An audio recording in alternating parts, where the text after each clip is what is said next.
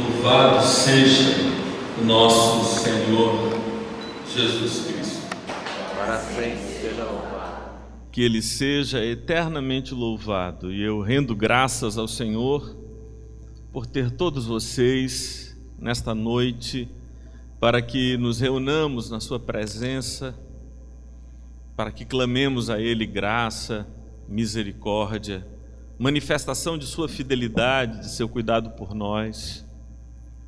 Eu estou certo de que o amor de Deus está conosco, o Seu cuidado está entre nós. Quando Daniel anuncia o momento da mensagem, dizendo que nós vamos ouvir a palavra de Deus, isso enche o meu coração de grande responsabilidade. Imediatamente eu me defendo desta imensa responsabilidade, supondo que ele se refere ao texto da palavra que vamos ler e meditar. Mas eu tenho certeza que não apenas da parte dele, mas de todos nós, a expectativa é que esta palavra de Deus seja não apenas aquela que será lida, mas também aquela que será proclamada, aquela que será anunciada pela exposição das Escrituras, pela atitude profética de proclamação do plano e do projeto de Deus para a vida de cada um de nós. E pensar que eu possa vir a ser instrumento para isto é motivo, para citar Kierkegaard, de temor e tremor. Motivo de grande cuidado e gravidade de minha alma. Quero pedir então a vocês que nós oremos juntos agora. Que Deus transcenda em Sua misericórdia e graça os limites de minha insignificância, de minha mente perturbada, de minha razão pequena, de minha débil espiritualidade, para que, por amor do Seu nome, para a glória do Seu ser, manifeste a todos nós um caminho de vida, um caminho de paz, um caminho que supere os nós de insignificância da existência e do percurso de cada um de nós, para nos levar para mais perto de Deus, para mais próximo a Ele. Oremos. Senhor Deus, eu não preciso me apresentar a Ti, porque Tu me conheces e conheces a cada um dos meus irmãos hoje à noite aqui, muito mais do que nós conhecemos a nós mesmos. Tu conheces o momento existencial de cada pessoa aqui, do que eles estão fugindo e o que eles estão buscando. Quais são as metas de sua vida e quais são as referências para as quais eles não querem mais voltar ou se voltar.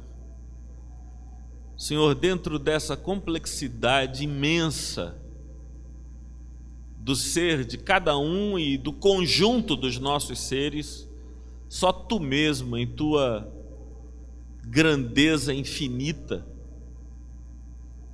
pode ser resposta para nós. Por isso Te buscamos, por isso clamamos a Ti, por isso Te invocamos, por isso rogamos que a luz do Teu Espírito incida sobre a Tua palavra, para que o meditar sobre ela nos seja fonte de edificação, de transformação, de arrependimento, de crescimento. Nós dependemos de Ti, Senhor, porque nenhuma outra fonte, nenhuma outra razão, nenhum outro pensamento, entre todos os pensamentos que os homens urdiram ao longo dos séculos, é capaz de dar conta da angústia essencial, do nonsense profundo em que vive o ser humano de nosso tempo. Por isso, como diz aquela canção quase infantil que entoamos há pouco, sem Jesus não dá. Não dá, não dá. Por isso clamamos pelo Espírito de Cristo, que ressignifique e que dê densidade, estabilidade às nossas vidas, em nome para a glória dele. Amém. Amém. Queria convidar você a tomar uma das Bíblias que estão aí nas cadeiras, e se você não tem, Geraldo vai disponibilizar. Quem sabe, se você não pegou uma Bíblia ao chegar e está sem uma eventualmente agora, talvez fosse bom um gesto, um sinal, e Geraldo pode disponibilizá-la para vocês. Eu queria que vocês abrissem suas Bíblias lá na primeira carta de Paulo aos Coríntios, no capítulo 15.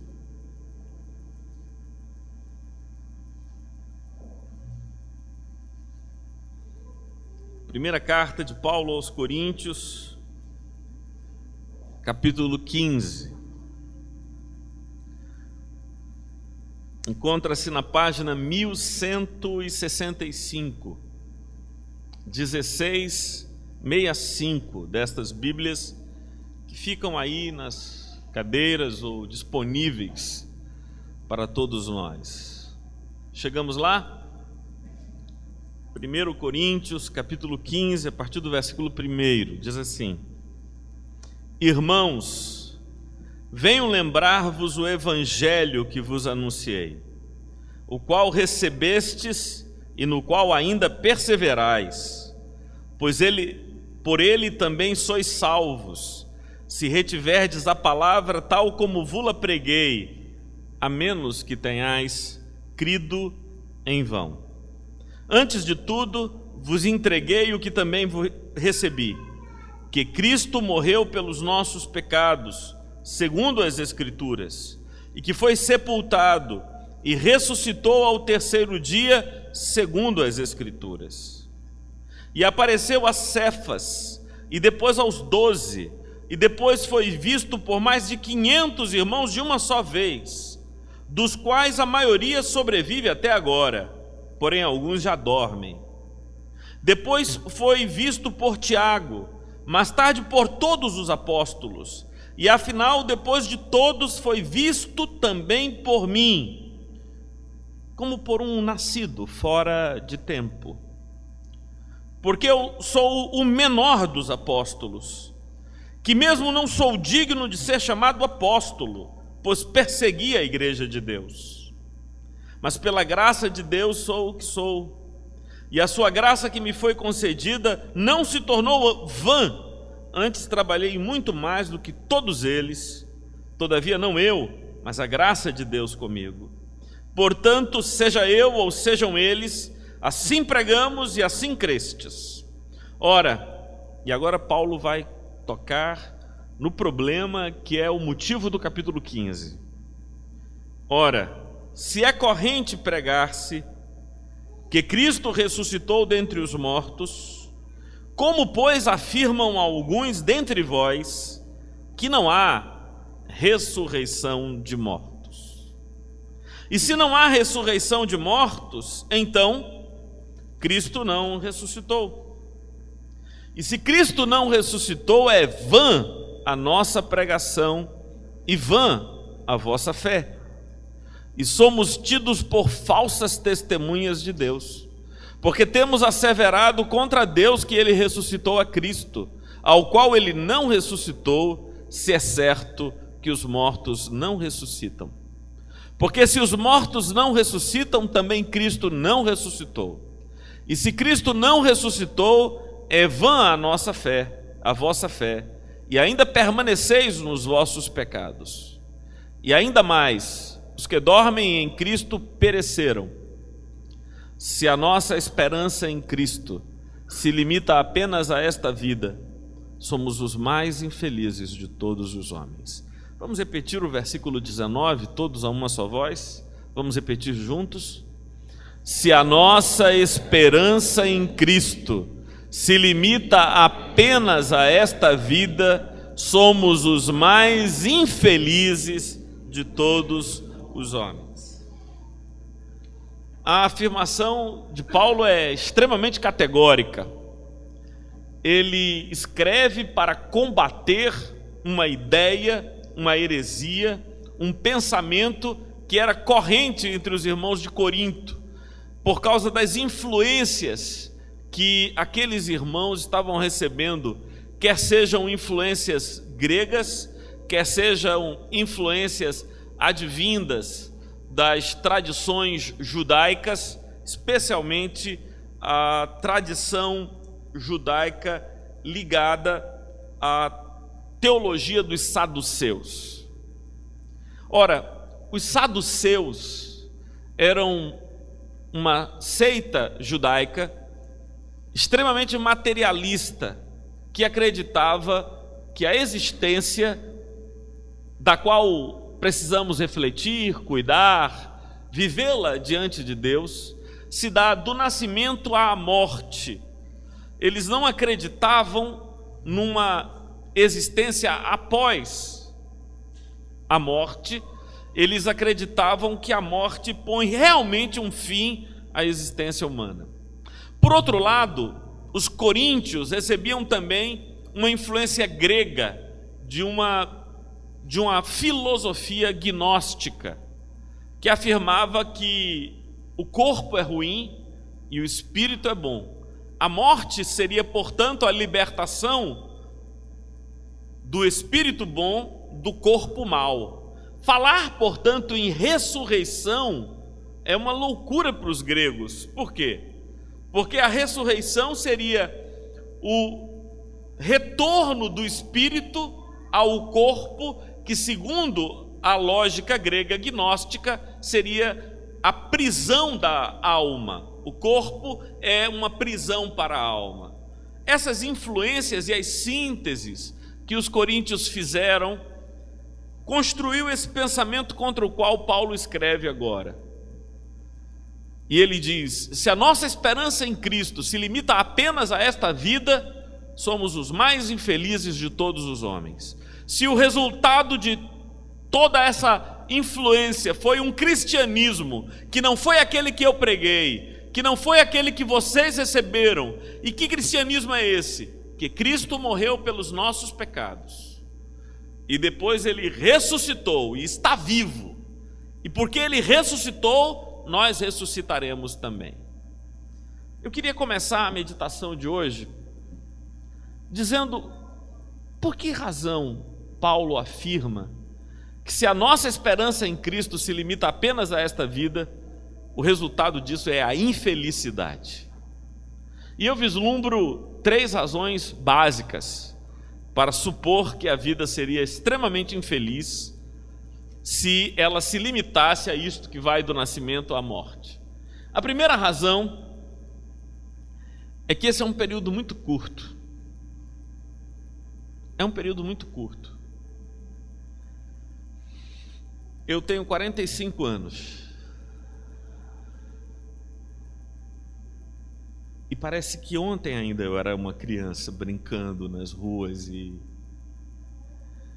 eu já não sou nem um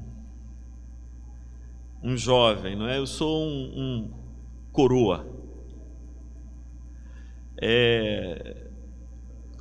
Tô mais para aquele cara, Marcão, que encontra a adolescente no elevador e a moça diz: tio, aperta o 16 para mim, por favor, não é? É assim, há pouco tempo atrás Eu era um adolescente, depois um jovem, depois um homem jovem, e agora os cabelos ficaram brancos, aqueles que perseveram, diga-se de passagem, né? E aqueles que sobreviveram à passagem dos anos. A vida é muito curta, gente. E se o objetivo da vida é viver, se o objetivo da vida é passar os dias nessa dimensão em que estamos, então a vida não faz sentido. Se todo o propósito, toda a motivação, todo o sentido do esforço, do nosso trabalho, das relações que mantemos, é continuarmos existindo nessa faixa estreita chamada vida, ela não faz sentido. Isso não é um motivo legal para viver. Agora, a segunda razão que eu percebo é que essa vida, ela é marcada por uma tecnicidade das utilidades. Vocês já perceberam como tudo na vida ela tem uma razão de utilidade? Eu pensei, Roberta, em ilustrar a mensagem de hoje de um modo meio chocante. Eu pensei em começar o culto, Sueli, colocando um liquidificador em cima do altar. E eu não ia falar nada sobre o liquidificador, ficar calado. E começar a pregar, e o culto, a liturgia, Daniel tocando, a gente cantando e o liquidificador lá. E enquanto o culto fosse rolando, as pessoas iam perguntando: mas que é esse liquidificador? Será que o pastor vai sortear? Será que ele vai fazer uma rifa e vai rifar o liquidificador? O que esse liquidificador está fazendo aí? E a pergunta de o que o liquidificador está fazendo aí, ela só poderia ser respondida da seguinte maneira: o liquidificador está aqui para...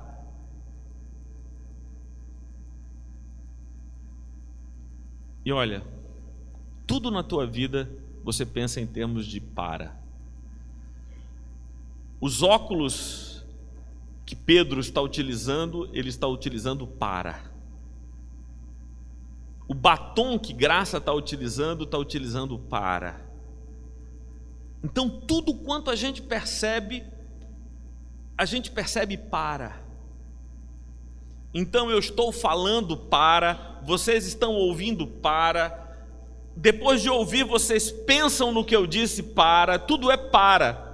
O problema dessa tecnicidade que relaciona utilidade com utilidade é que a gente morre. E quando a gente morre, todo para. E se o destino de todo ser humano é a morte, essa conclusão, levada no efeito inverso, faz com que eu conclua que nada do que existe tem sentido. Porque se tudo existe para, e o último lugar é a morte, e a morte não é para nada, então tudo está pendente de razão e de significado. Porque se tudo termina na morte, e todo o esforço nosso no para da morte, então para nada serve existir. É por isso que Paulo diz que se o sentido da nossa vida, se a nossa esperança em Cristo se limita a essa vida, somos os mais infelizes de todos os homens, porque a vida é muito curta e porque a vida lida como a lemos nas relações de utilidade de tudo e de todos, diga-se de passagem. Não é de tudo não, porque eu fiz os exemplos aqui dos óculos de Pedro, do batom de Graça e do que eu estou falando, mas a gente pode levar isso às famílias e às pessoas. Para que eu tenho filhos? Para que eu tenho esposa? Para que eu tenho esposo? Para quê? Se é para, do mesmo jeito, tanto as coisas quanto as pessoas param na morte. Agora, a terceira razão, antes que vocês se angustiem demais e eu possa retomar essa mensagem sendo fonte de esperança e não de desilusão, A terceira razão pela qual não faz sentido, se a nossa esperança em Cristo se limita apenas a esta vida, somos os mais infelizes de todos os homens. Paulo está dizendo isso porque, se é verdade que Cristo não ressuscitou, se é verdade que a nossa vida termina aqui com a morte, então tudo quanto Jesus disse não faz também, não dá para acreditar em Jesus, porque ele disse que eu vou vos preparar lugar para onde eu estiver, estejais vós também. Ele nos disse que no reino dos céus há muitas moradas e que iria estar para que onde ele estivesse nós pudéssemos estar também. Ele nos prometeu uma vida abundante, e essa vida abundante começa aqui, mas transborda na eternidade. Se a nossa vida começa no nascimento e termina na morte, então tudo quanto Jesus disse é mentira, e se o que ele disse é mentira, ele é um mentiroso. Se ele é um mentiroso, conclui Paulo, eu estou pregando em vão e vocês em vão acreditaram no que eu preguei. Mas louvado seja Deus, Paulo tem razões para acreditar que o evangelho que ele pregou é verdade, e eu também.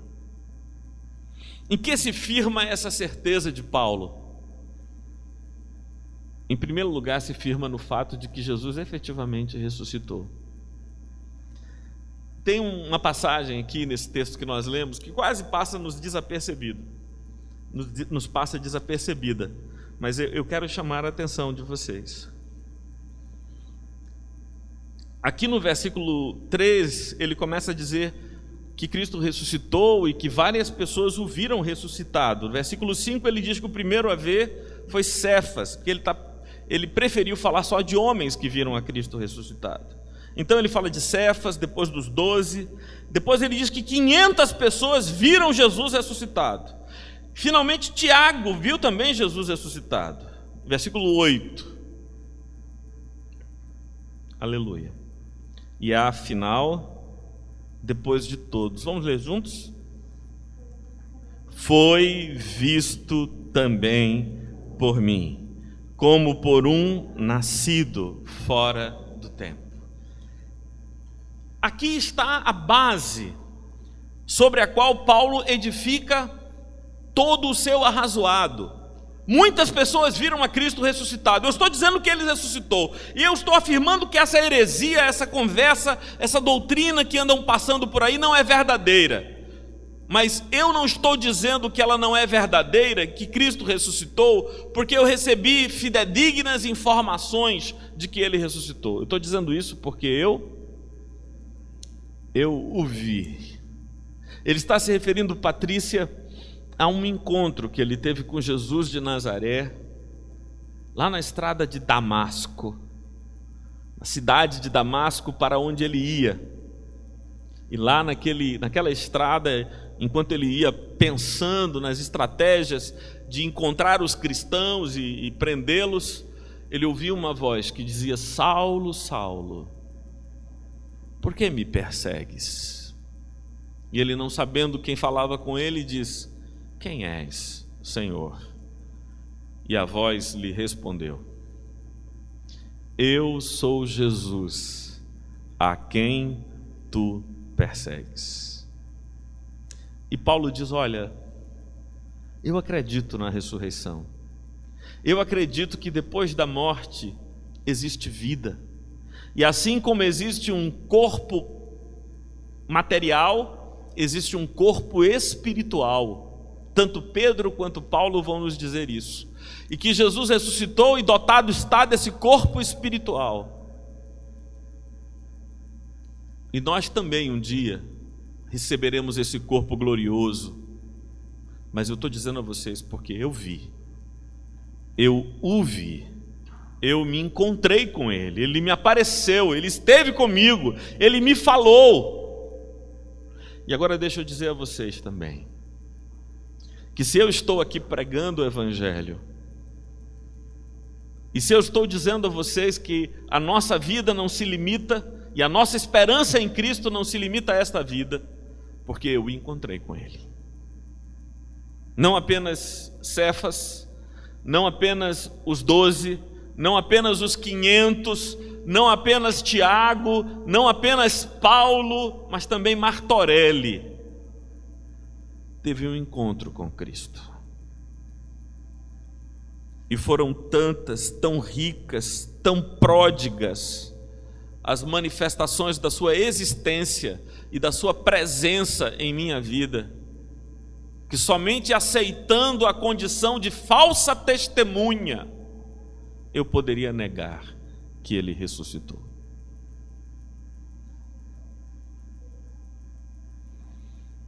A nossa fé não pode se basear na razão. Nós não podemos sedimentar a nossa fé na crença na Bíblia.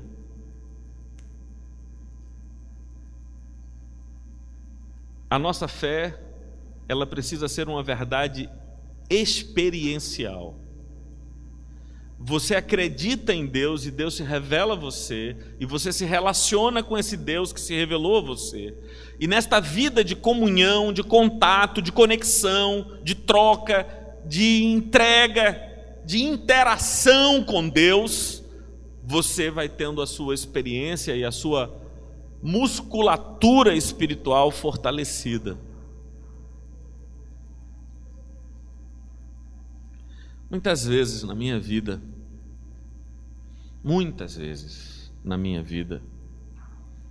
eu quis duvidar.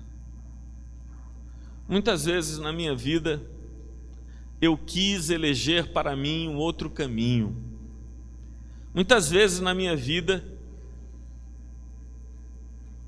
eu disse a mim mesmo que há um modo mais simples e mais leve de viver do que este modo de pregar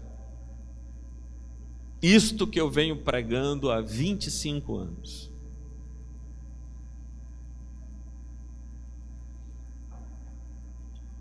Contudo, fazê-lo seria negar aquilo que eu sei ser verdade. Não porque me disseram, não porque me convenceram, não porque me persuadiram, não porque me demonstraram matemática ou filosoficamente que é verdade, mas porque Ele se revelou a mim. Porque eu encontrei com Ele, falei com Ele, eu ouvi falar comigo, eu o vi indo à minha frente, abrindo caminhos impossíveis. Eu enxerguei tudo isso, experimentei tudo isso, e é nisto que se fundamenta a minha fé. Não no que me disseram, não no que eu li, não no que eu pensei, mas naquilo que eu vi e que tenho vivido até hoje. É nisso que se baseia a minha fé. Em segundo lugar, a nossa esperança em Cristo, quando ela se dá conta de que essa vida não é a vida, ela se permite a possibilidade de lidar com as pessoas sem utilidade nenhuma. E eu posso olhar para Érica, e Érica tem a liberdade de ser um liquidificador em cima do altar. Como assim, Martorelli? Sueli, para que serviria um liquidificador em cima desse altar? Para nada. Érica não tem que servir para nada. Érica está livre para ser ela mesma, e eu posso me relacionar com ela sem pensar em para que ela serve na minha vida.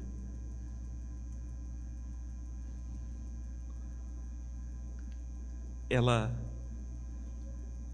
pode ser minha companheira de caminhada, andarmos juntos nesse mundo complicado. Há um filósofo francês que tem uma frasezinha que talvez possa nos ajudar. Ele diz: La flor é sine par qua. A flor é sem porquê. A flor é sem porquê. Você encontra uma flor no meio do caminho e aí pergunta: para quê é a flor? E ele diz: a flor é sem porquês. Ela é. Ela não nasceu para. Você não nasceu para. Você é. E ser já é muito legal. E eu não preciso pensar que meus filhos têm um propósito, e meus filhos têm que cumprir um propósito, e eles têm um telos, um objetivo, uma finalidade nessa vida, e se não alcançarem aquela finalidade, desgraçado de meus filhos e desgraçado de mim, que não consegui ser pai para fazer com que os meus filhos fossem o que eles deveriam ser. Meus filhos não existem para ser coisa alguma a não ser eles mesmos.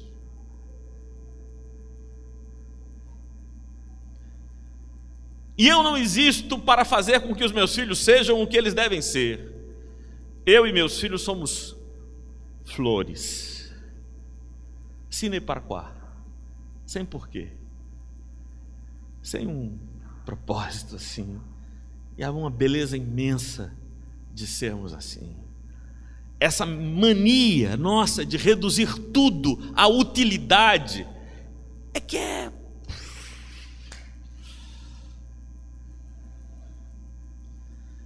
Deixa o liquidificador ficar aí. Deixa a gente cheirar flores, tocá-las, viver neste mundo sem essa obsessão. Você sabe qual é a impressão que eu tenho, Arnaud? Ricardo, você gosta de futebol? Gosta? Todo mundo que gosta de futebol tem um seu time de sua predileção, não é verdade? Imagine uma situação em que o seu time está precisando vencer uma partida decisiva, Renato. Vocês já estão angustiados aí, porque eu falei de futebol, vocês já começam a sofrer, né? Então, Renato, imagine que o seu time está numa partida decisiva e precisa vencer. O empate dá o resultado para o time adversário. Nós já estamos em 40 minutos do segundo tempo. Se o jogo termina em empate, o resultado é favorável ao adversário. Para nós só adianta o empate, a vitória. Pronto. Esse é o estado de ânimo de 80% das pessoas que eu conheço. Elas vivem assim. E eu tenho que fazer um gol, eu tenho que conseguir, eu tenho que conquistar. E você sabe como é que eu estou dizendo? O tempo está passando, já é 41 minutos do segundo tempo, eu não fiz o meu gol e tal. E as pessoas estão querendo fazer alguma coisa para dar sentido para a vida, e elas estão sentindo, estão perdendo. Agora, se você for para um ambiente corporativo, isso é a loucura instalada. Está todo mundo, ai meu Deus do céu, e eu tenho que conseguir, e um gol. E aí eu me lembro, Hélio, você que sabe mais disso do que eu, você lembra aquela final da Copa do Mundo, em que Edmundo entrou no finalzinho, arretado com todo mundo, que aí teve uma coisa do fair play, que o cara devolveu a bola assim, e o Edmundo pirou, enlouqueceu geral. Não pode isso agora, isso não é hora de fair play. Isso não é hora de fair play, meu amigo. A gente tem que ganhar. Pois é assim, Marcão, que todo mundo vive. Está todo mundo querendo ganhar, querendo fazer o gol e sentindo que o jogo está acabando. O jogo está acabando. Peraí, parou. O jogo não vai acabar quando a gente morrer. Isso muda tudo.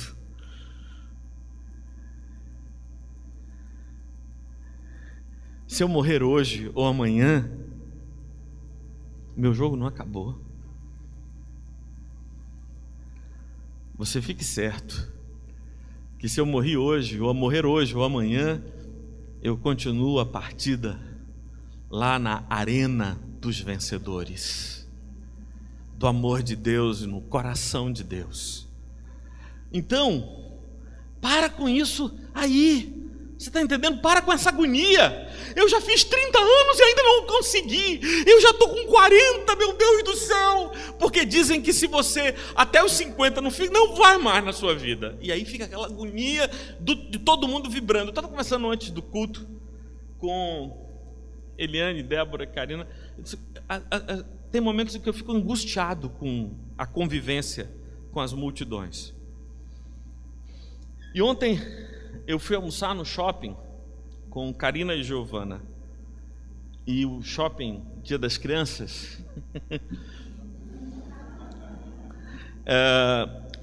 havia, obviamente, uma multidão. Mas eu não vejo pessoas. Eu vejo diapasões vibrando. E todo mundo correndo, e todo mundo objetivos e metas. Eu tenho que fazer, eu tenho que comprar, eu tenho que dar, eu tenho que ganhar. E todo mundo, criancinha, tudo, todo grandão. Eu fico agoniado com aquilo. Eu falto pirar com aquele negócio. É muita gente vibrando assim. E é muito rápido aquele negócio todo. E aí eu digo para Karina, é por isso que eu fico com uma saudade danada da minha biblioteca. 90% dos homens que estão na minha biblioteca já morreram.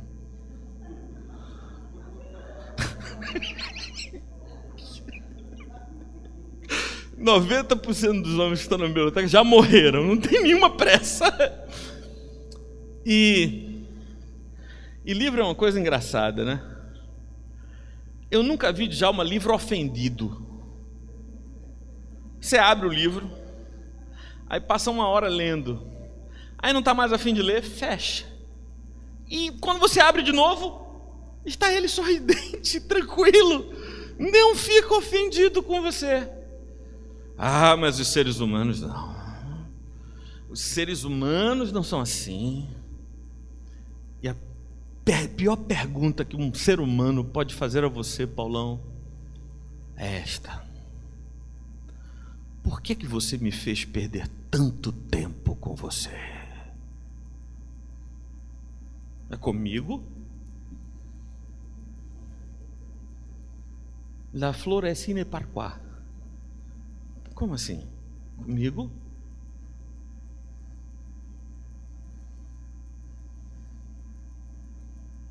Por que a gente tem que lidar com as pessoas?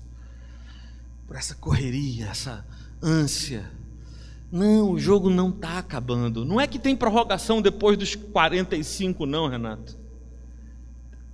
É que a eternidade é a prorrogação de nossa partida.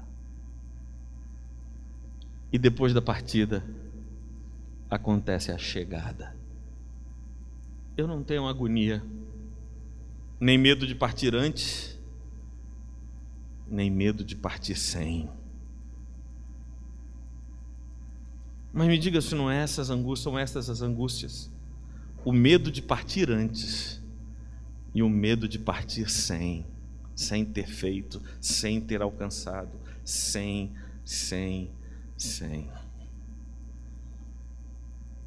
Mas se a nossa esperança é em Cristo não se limita apenas a esta vida, então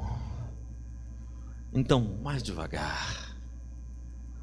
Então não olhe para mim na expectativa de que eu sirva para. Não.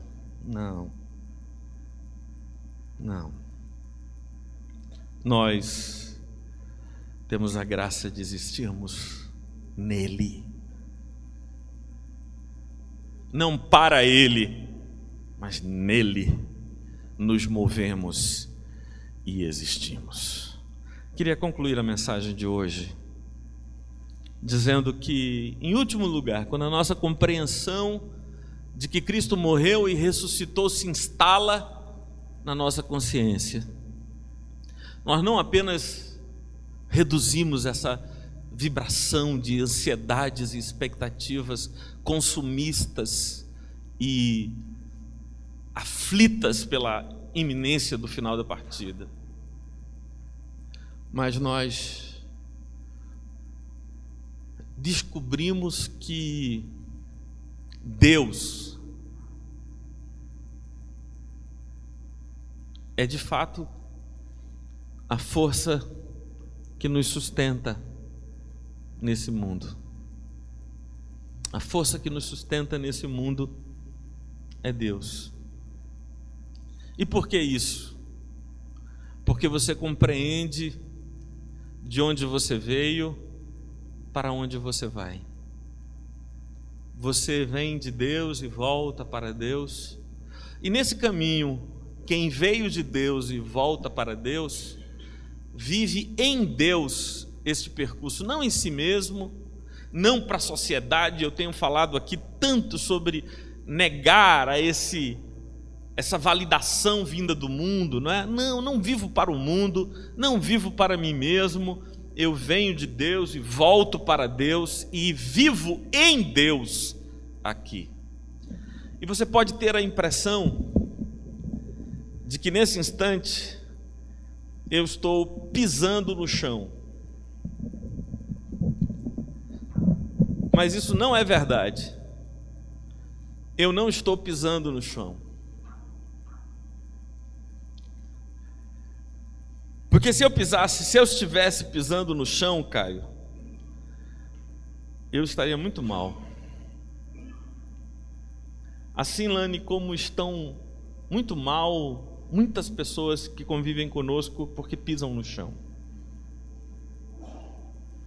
E sabe por que é tão ruim pisar no chão? Você lembra como eu, e Marcão mais do que nós dois, obviamente, daqueles filmes que passavam antigamente, praticamente todo filme de cowboy tinha uma cena de alguém pisando numa coisa que desapareceu de Hollywood. Nunca mais assisti um filme que tivesse areia movediça. Lembram de areia movediça, não? Renato, você ainda assistiu algum filme com areia movediça? Eu garanto que Heloísa nunca viu um filme com areia movediça, viu, Heloísa? Tipo assim, vale a pena ver de novo, do século passado. Mas deixa eu explicar a vocês que tudo é areia movediça. E tudo afunda. Não sei se vocês já tiveram oportunidade, agora eu sei que vocês não. Talvez Palha, meu amigo Palha. Talvez meu amigo Palha seja o único aqui a saber da experiência que eu tive muitas vezes. Lá vou eu caçar caranguejo no mangue. Você mete o pé e o pé afunda até o meio do tornozelo. E você sai pisando e pisando para pegar caranguejo. Não importa se o chão parece fixo, é areia movediça. E de tanto saber que por todos os lugares por onde eu passei, todas as relações que eu tive, tudo quanto eu busquei, tudo era areia movediça, o camarada tem duas atitudes, a tendência para assumir duas atitudes: ou não se mexe e fica afundando aqui, porque não, tanto faz afundar aqui quanto afundar ali, ou você aprende a não pisar no chão mais. E como é que você faz para não pisar no chão? Há uma única corda que me sustenta.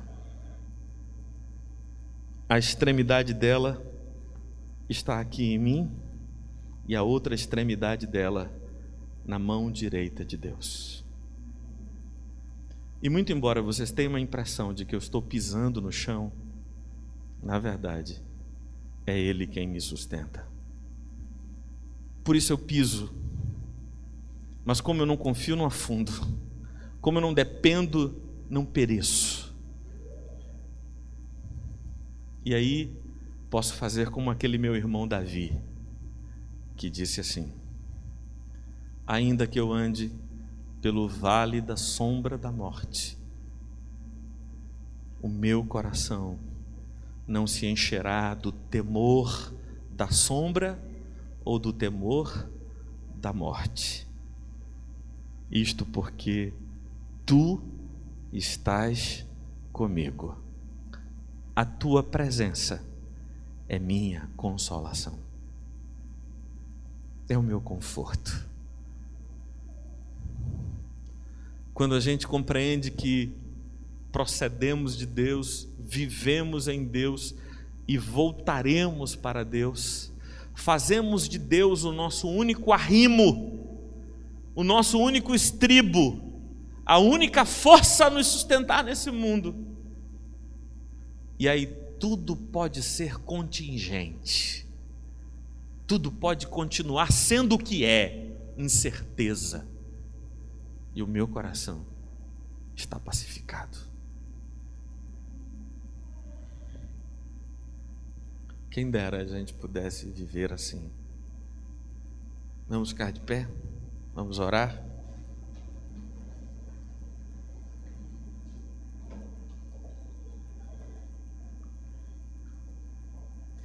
Se a nossa esperança em Cristo se limita a esta vida, somos os mais infelizes de todos os homens. Mas porque Cristo ressuscitou, nós cremos na ressurreição. Cremos que esse esquete que é a vida, essa peça rápida, essa brevíssima encenação,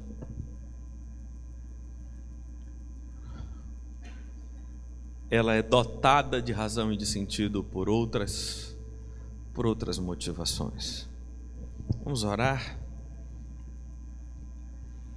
Senhor Deus,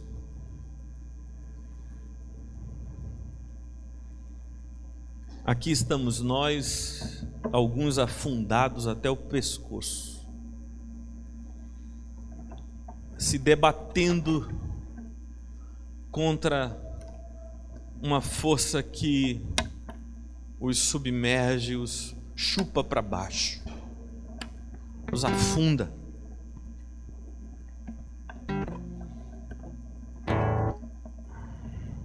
E todo o problema, Senhor, está no fato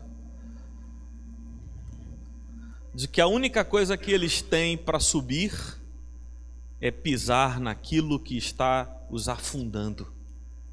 Esse é o drama da existência humana.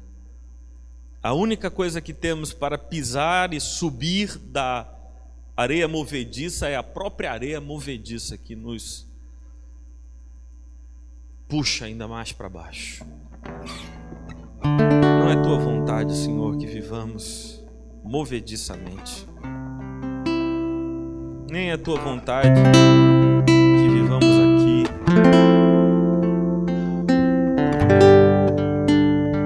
de angústia em angústia, de decepção em decepção, de dor em dor, de frustração em frustração, de tédio em tédio, de vazio em vazio, perguntando o tempo todo se nossa vida está valendo a pena, se nós estamos ganhando esse jogo ou não estamos ganhando esse jogo, se vai vir o gol salvador antes do apito final ou não vai.